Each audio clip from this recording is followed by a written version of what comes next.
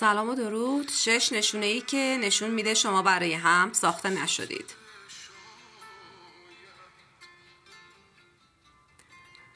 یک، همدیگر رو خوب درک نمی کنید. وقتی دو نفر نمیتونن احساسات همدیگر رو درک کنن، رابطه به سمت سردی کشیده میشه. حرفها در هوا معلق میمونه، نگاهها بی پاسخ میمونه و قلبها کم کم از هم دور میشه. اگر نمیتونید عمق دردها و ترسها و یا حتی شادیهای طرف مقابل رو حس کنید، تنها در کنار هم دارید زندگی میکنید، با هم زندگی نمیکنید.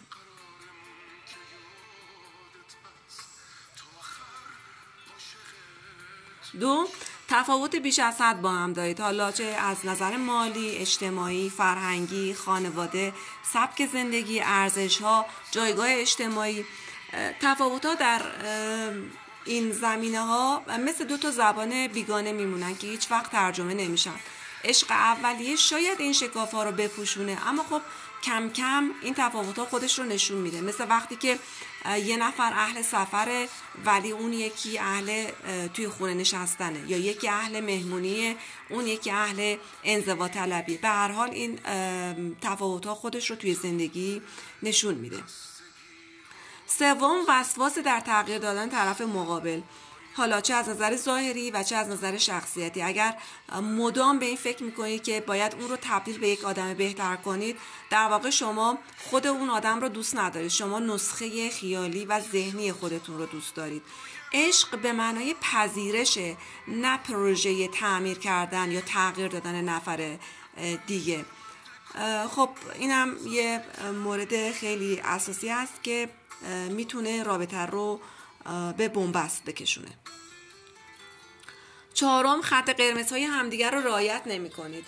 هر انسانی مرزهایی داره که نباید شکسته بشه. اگر طرف مقابل مدام از این مرزها عبور میکنه، حالا چه با شوخی‌های آزاردهنده، چه با بی‌وفایی، چه با نادیده گرفتن شما و نیازهاتون، خب در واقع داره به شما اعلام جنگ میکنه، یا در واقع رابطه رو داره تبدیل به میدان جنگ میکنه.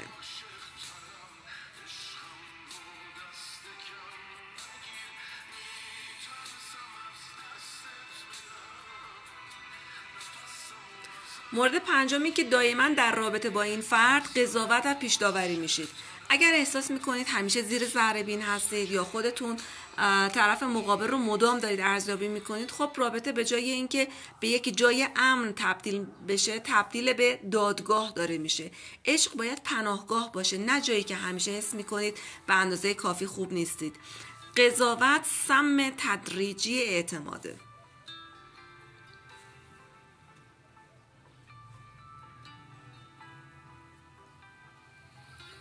و مورد آخر این که اعتماد و احترامی بینتون وجود نداره. خب رابطه بدون این دوتا اصل مثل ساختمانی میمونه که بدون اسکلت هست. هر چقدر که زیبا باشه با اولین تکان فرو میریزه. اگر حرفای همدیگر رو باور ندارید و براش ارزش قائل نیستید، اگر پشت سر هم غیبت میکنید، اگر حقوق عاطفی همدیگر رو نادیده میگیرید، خب این رابطه چیزی دیگه برای گفتن نداره. عشق بدون احترام و اعتماد فقط یک تئاتر غم انگیزه که خیلی زود تبدیل به خاموشی میشه. خب دوست من، اگر این 6 نشونه رو داشتی، شاید باید به این جمله فکر کنی که عشق تنها کافی نیست.